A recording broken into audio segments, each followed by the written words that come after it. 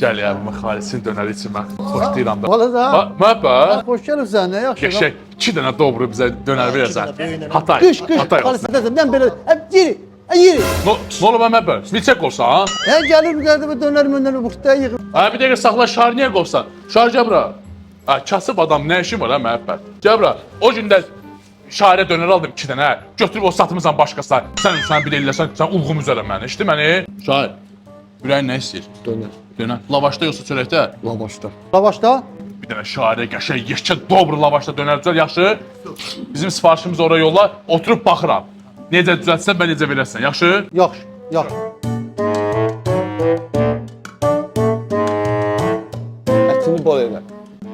Şahar gəl. Buyur bu da sənin dönərin. Buyur. Oraya insan gözdə dönüb dik çöldə. Çöldə burada yemək yoxdur. Faleca. Şahar yola salıb yüksək səviyyədə sən dediyin kimi. Ətim bol elədim. Bol elədim. Sabaha yiyib daranmayacaq. İndi babamın 20'ni bax halal qazan, Sağ. yaxşı? Sizin də dönəniz gəl. Get mən dönərəm. Sağ ol. Şairin qarnı doysa bu, haydi, tamam.